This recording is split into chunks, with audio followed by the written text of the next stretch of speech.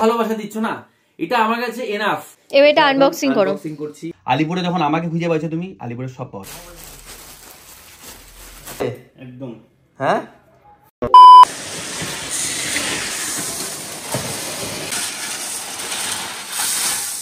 এই দেখো শার্টারিং এর কাজ অলমোস্ট কমপ্লিট হয়ে গেছে। আগামীকাল হবে ছাদ ঢালাই। এই দেখো এই সিঁড়িটা তো ঢালাই হয়ে গেছে, আগে ছাদটা ঢালাই হবে, তারপর এই সিঁড়িটা হবে।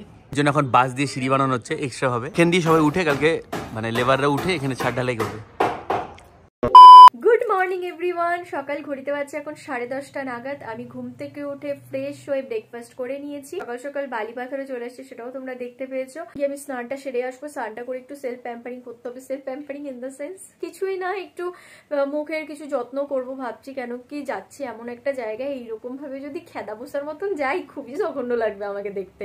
আমার ভাষায় কথা বললাম, তোমরা এটাকে সিরিয়াসলি নিও না, ঠিক আছে? স্নানটা সেরেই ভাবলাম ফেসিয়ালটা তাহলে করেই নি। আজকে আমি ইউজ করছি নিউডে 30 মিনিট DIY ফেসিয়াল কিট। এটা পছন্দের আরো একটা কারণ, এতে স্কিন ফ্রেন্ডলি ইনগ্রেডিয়েন্টস গুলো দেওয়া আছে। এটা paraben free plus sulphate free. এই কিটটাতে না 6 স্টেপস আছে, তো একটার পর একটা অ্যাপ্লাই করতে থাকবো। আমার স্কিনটা এমনিতেই সেনসিটিভ, বাট যেহেতু এটা দেখলাম অল স্কিন টাইপ লেখা আছে, তো ভাবলাম এটা ইউজ করাই যায়। এটা ফ্রেগ্রেন্সটা জাস্ট ওয়াও ছিল। ফার্স্টে একটা ক্লিনজার অ্যাপ্লাই করছি, এটা 5 মিনিটস এর মতো মাসাজ করতে হবে। এটা আমার স্কিনের পোরসটাকে ডিপলি ক্লিন করে স্কিনের ডার্ট গুলোকে রিমুভ করবে। সেকেন্ড স্টেপ হলো ফেস স্ক্রাব। এটা আমার স্কিনের ডেড সেলস কে রিমুভ করবে। এটা জাস্ট ফর 2 মিনিট সার্কুলার মোশনে মাসাজ করে একটা কটন টাওয়াল দিয়ে মুছে নিতে হবে। থার্ড স্টেপ হলো মাসাজ ক্রিম। এতে অর্গানিক অয়েলস আছে, যেটা আমাদের স্কিনের ডার্ক স্পটস, স্কার্স, অ্যাকনি এগুলোকে সাকসেসফুলি ট্রিট করে স্কিনটাকে ড্যামেজ হতে দেয় না, স্কিনটাকে হেলদি অ্যান্ড ইনস্ট্যান্ট গ্লোই দেখায়। কিছু পরিমাণ মাসাজ ক্রিম নিয়ে আপওয়ার্ড ডিরেকশনে এবং সার্কুলার মোশনে 10 মিনিটস এর মতো মাসাজ করতে হবে।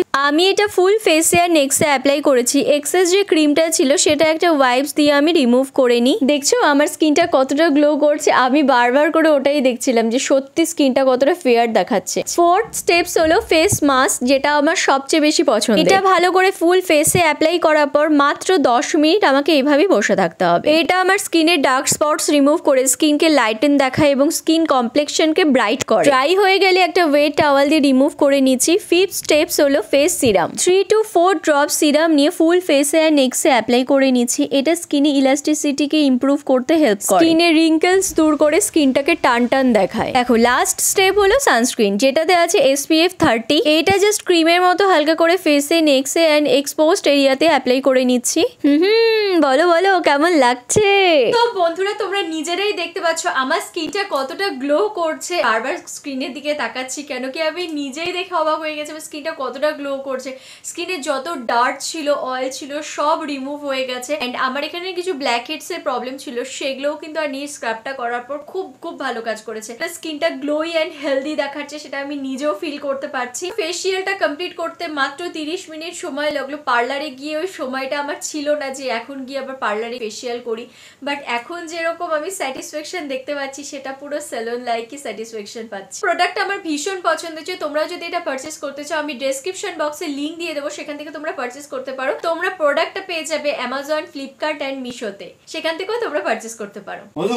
বলো একটা জিনিস শেয়ার করা আছে, বলো। সেটা হচ্ছে আজকে দোকানে আমাকে একটা ছোট্ট ভাই, যার নাম হচ্ছে বিকাশ পাল, কোকরাঝার থেকে আসে, আমার এক সাবস্ক্রাইবার, আমার সাবস্ক্রাইবার কম বলবো, আমার ফ্যামিলির এক মেম্বার। সে এসে আজকে আমাকে একটা জিনিস দিয়ে গেছে। বাহ, এটা কি? এটা খোলো, ওপেন করো। এটা পাওয়ার পরে সঙ্গে সঙ্গে ভাবলাম যে আনবক্সিং করি ওর সামনে।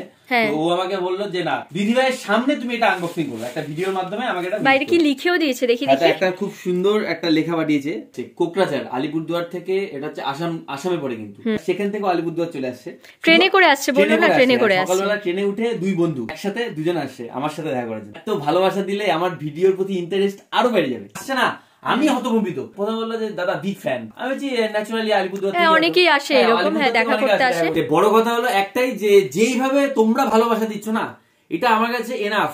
নিজেও ভাবতে পারিনি এত দূর আসবো। তোমরা যেই ভালোবাসা, যেই সাপোর্টটা দিচ্ছ, বিগ থ্যাঙ্কস। আগামীতে এর থেকেও বেশি ভালোবাসা দিবে তোমরা।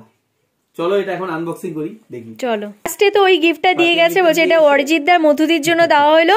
তারপরে আবার কি মনে হয়েছে, ফিরে এসে আবার এই মিষ্টির প্যাকেটটা দিয়ে গেছে। দিয়ে এসে বলছে, আমি বললাম যে এগুলো কি দরকার? বলে না তোমাদের দিয়েছি, জেঠিমণিকে তো কিছু দেওয়া হয়নি। ও জেঠিমণির জন্য রয়েছে এটা।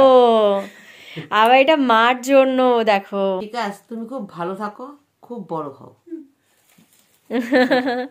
সত্যি তাই। ইয়ো তোমার মিঠাই না, থ্যাঙ্কস ফর দা মিঠাই। এবার এটা আনবক্সিং করো। এর জন্য না মন বলছে কি বলতো, কৃষ্ণ ঠাকুরের কিছু হয়তো হবে। যে এসেছিল সে কৃষ্ণ ভক্ত না? হ্যাঁ। বাহ কৃষ্ণ বাবু সেই সুন্দর, সেই সুন্দর হয়েছে। একটা ক্রিস্টাল কিছু দেওয়া আছে দেখো। হ্যাঁ একটা অন্যরকম গ্লেজি। রাধে রাধে। তুমি ছোট হিসেবে যেই জিনিসটা আমাকে দিলে খুব সুন্দর করে রাখবো, এটা খুব যত্ন করে রাখবো। অন্যরকম ডিজাইন আছে যার জন্য এটারও সামনের থেকে দেখতে বেশি সুন্দর। আজকে যাচ্ছি একটা শাড়ি কিনতে, আর শাড়িটা কেন কিনতে যাচ্ছি সেটা তোমরা জানতে পারবে নেক্সট ব্লগে। পাবো আলিপুরে সব পাওয়া যায়। শোনো, আলিপুরে যখন আমাকে খুঁজে পাইছো তুমি, আলিপুরে সব পাওয়া যায়, ঠিক আছে? টর্চ দিয়ে খুঁজে আমাকে বাইর করছো তুমি, ডুয়ার্সের থেকে খুঁজে টর্চ দিয়ে বাইর করছো অরিজিৎ পালকে, সেজন্য তুমি আলিপুরে সব পাবা। চিন্তা রাখো, ভরসা রাখো, চলো এখন। এর থেকে বেশি দেরি করলে ভগবান তোমার সাথ দিবে না। 9টা বাজে, অলরেডি দোকান বন্ধ করে দিবে। তুমি দোকান থেকে এখন আসলে, আমি দোকান থেকে অনেকক্ষণ আগে, মিথ্যা কথা বলছি, আমি দোকান থেকে অনেকক্ষণ আগে আসি, বাট মেয়েদের তো একটু জানো রেডিওতে কতক্ষণ লাগে। দোকান থেকে এসে টিফিন করলো, তারপর এখন আমরা বেরোচ্ছি। সিল্ক শিফন দেখাও, মানে পার্টি ওয়্যার টাইপের, একদম এক কালারের হবে। আমি তো শুরুই করলাম না দেখা, ও তার আগেই বোর ফিল করছে। আমি যেরকম টাইপের শাড়ি চাচ্ছি, যাই না এখানে এরকম টাইপের শাড়ি পাবো কিনা। এটা মানে কি কালার আছে? সিঙ্গেল বুটিকে আছে, আবার ডিজাইন অন্য চলে যায়।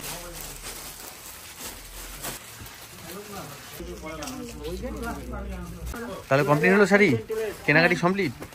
ফাইনালি কমপ্লিট হয়ে গেছে। চাচ্ছিলাম লাইট কালারের মধ্যে সোভার ওয়ার্ক হবে, তো সেটা তুমি আলটিমেটলি উদ্ধার করতে পারছো, তাই তো? হ্যাঁ। বাহ। হোয়াইটের মধ্যে ক্রিম কালার, জোড়া কাটা টাইপের, হোয়াইটের মধ্যে ক্রিম কালার, যেটা জোড়া কাটা বাগ টাইপের, তাই তো? হ্যাঁ, যখন পরবো তখন ভালো মতো বাগিনি লাগবে, কি করে বোঝা যাচ্ছে? ঠিক আছে, ভালো লাগবে যখন পরবো, তখন দেখবা। জুয়েলারি দিয়ে পরবো না, সেই ভালো লাগবে।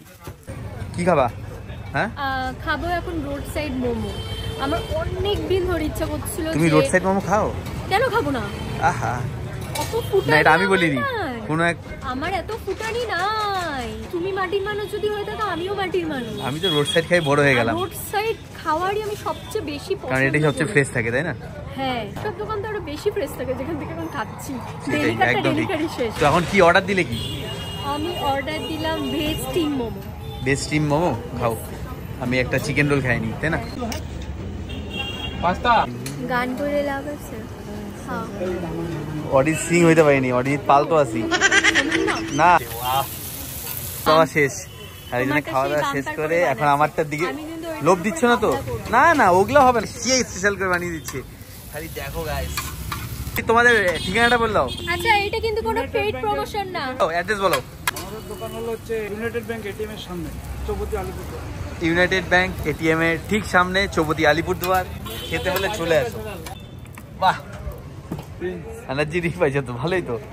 তুমি হাত দিছি বাপ, কে জাম্বো রোল। ইয়ে বাবা, এটা তুমি একা শেষ করতে পারবা?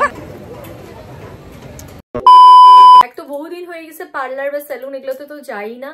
অ্যাকচুয়ালি যাওয়ার দরকারও পড়ে না, কারণ আমি লাস্ট হেয়ার ট্রিটমেন্ট করিয়ে এসেছিলাম। আমার চুলটা তোমরা অনেকেই দেখেছিলে আর বলতে যে কি অবস্থা দিদি, তোমার চুল এত ফ্রিজি হয়ে আছে। তো হেয়ার ট্রিটমেন্টটা করে আসার পর আপাতত ঠিক আছে। আর সেই সময় বলেছিল না তুমি কোনো কালার করতে পারবে না, বিগত 2-2.5 মাস করতে পারবে না। তো 2-2.5 মাস করতে করতে এখন 5 মাস হয়ে গেল। মানে 5 মাসের মাথায় এখন আমার মনে হচ্ছে আমার হেয়ার কালারটা করানোটা খুব জরুরি। ঘড়িতে পারছে এখন সন্ধ্যা 7টা। যার কাছ থেকে হেয়ার কালার করবো সে বলো 2 ঘন্টা টাইম লাগবে, ন্যাচারালি 2 থেকে 2.5 ঘন্টা লাগে। আর আমি গিয়ে কাজটা করতে থাকি, তোমাদের দাদা ভাই আসবে, ও আবার হেয়ার কাট করাবে, তো ও এসে জয়েন করবে একটু পরে। তো ভাবলাম আমি আগেই চলে যাই, একবারই গিয়ে ওখানে হেয়ার ওয়াশ করবে, হেয়ার কালার করবে, যা যা করাবে সব করতে থাকবে, আমি রিল্যাক্স করবো। গোল্ডেন ব্লন্ড এখন একটু অ্যাশ লেভেলে করতে কালারটা। আচ্ছা আচ্ছা, যেটা মানে মোটামুটি গোল্ডেন লাইট ব্লন্ড যেটা হয়, যেরকম আমরা 9 লেভেলে ফিলাইটিং করি, ওটাকে কিন্তু অ্যাশ লেভেলে কালারটা করবো। আগেরবার যে কালারটা করছিলাম ওই কালারটা আমি এবার চাচ্ছি না, একটু ডিফারেন্ট কিছু চাচ্ছি। ডিফারেন্ট করবো, একটু টেকনিকটাও একটু চেঞ্জ করবো। আগে শুধু হাইলাইট ছিল, এটা একটু বালরেজ টেকনিক ইউজ করবো। আচ্ছা, বালিয়াজের উপরে হবে এবার।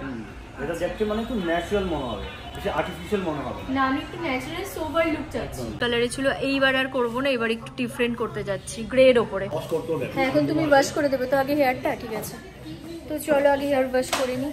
এবার কোনো ওই চকচকে চুলের কালারগুলো যেগুলো হয় ভালো লাগে 3 মাস পরে খুব ভালো লাগে, বাট ওই 3টা মাস না খুব উগ্র হয়ে থাকে চুলের কালারটা, যেটা আমি এবারটা চাচ্ছি না। আমি ন্যাচারালি গ্লোবাল হাইলাইট করি, তো এইবার বলো বালিয়াজ, তো দেখা যাক এবার কেমন হয়।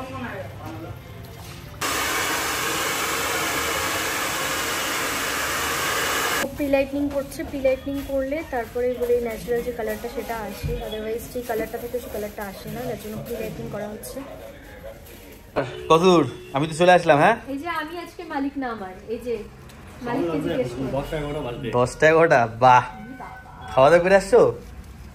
হ্যাঁ দেখো না, বিস্কুট নিয়ে আসছি প্যাকেটে। বিস্কুট আনছো কেন? মুড়ি আনতা, একটু চানাচুর নিয়ে আসতা নিচ থেকে, বাস মুড়ি আর চানাচুর দিয়ে হয়ে যেত আজকে, খেলাটা বেশ জমতো। তো তুমিও তো আনতে পারতা বুদ্ধি করে। আমি তো জানি না যে তুমি বিস্কুট নিয়ে আসছো। তারপরে কি এখানে সেলুনের মধ্যে কি মুড়ি আর চানাচুর খেতে বসতা? হ্যাঁ, কি মুড়ি হচ্ছে বাঙালির হচ্ছে প্রিয় খাদ্য, মাথায় রাখো। বাঙালি প্রিয় খাদ্য, মুড়ি হচ্ছে অরিজিতের প্রিয় খাদ্য। আজকে দেয় সেটা তুমি ভালোবাসো। আমি কি জোম্যাটো থেকে অর্ডার করি মুড়ি? তুমি ভালোবাসো তাই আমাকে মুড়ি আর চানাচুর কোথা থেকে দেওয়া হয়? থেকে অর্ডার করি আমি। কোথা থেকে দেওয়া হয় তোমাকে? কোটা। হ্যাঁ, তো কোটার থেকে কে দেয়?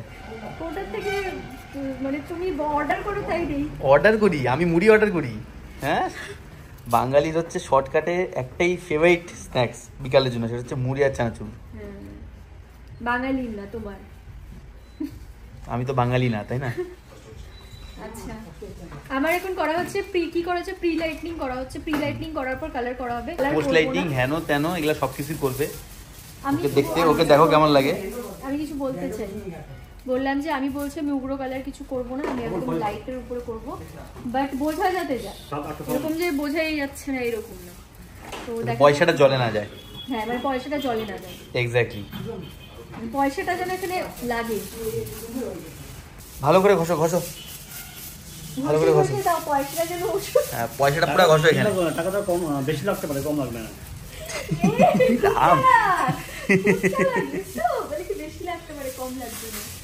এবারে তোমার হেয়ার কাটটা বেশি ভালো লাগছে কেন বলো তো? আগের বার যখন হেয়ার কাট করছিলে না, তখন তোমার ফ্রন্টটা বেশি ছিল, মানে সামনের দিকে হেয়ারটা অনেকটা বেশি লাগছিল, আমার ভালো লাগেনি। কিন্তু ওইটাই ভালো লাগছিল না।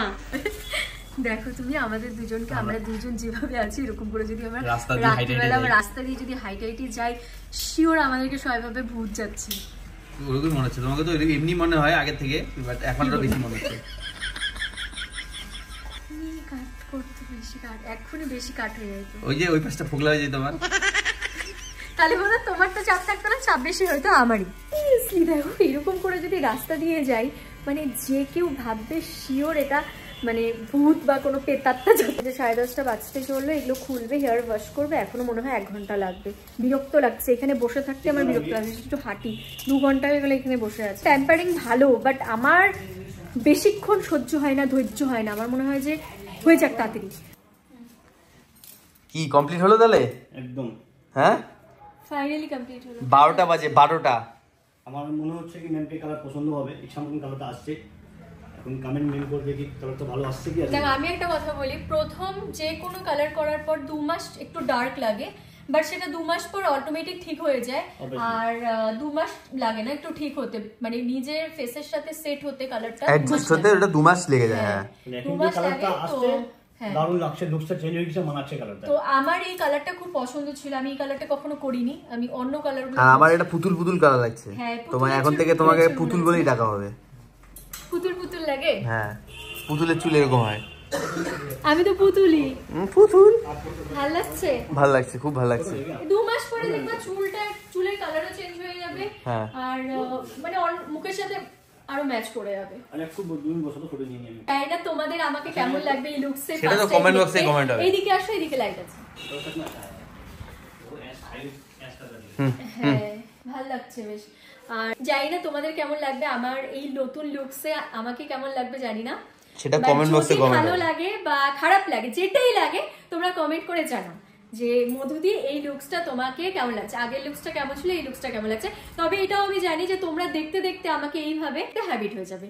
তো আমি বিয়ের পর কালার যেটা করছিলাম সেটা অন্য ছিল না, ওটা আরো ডার্ক ছিল, ওটা থেকে গোল্ডেন ছিল, গোল্ডেন ছিল। এটা এই কালারটা ভীষণ সোভার, সো আমি বলছিলাম এটা সোভার লুক দিতে হবে, তো এটা একদম সেরকম হয়েছে। থ্যাংক ইউ সো মাচ এত সুন্দর। Thank you. The art and the artist.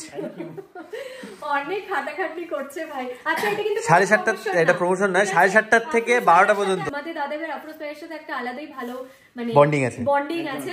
তো সেই হিসাবেই এটা কোনো প্রমোশন না, আমি নিজে থেকে বলছি যে খুব যত্ন করে অনেক সময় নিয়ে করলো। Thank you. চলো অনেক রাত্রে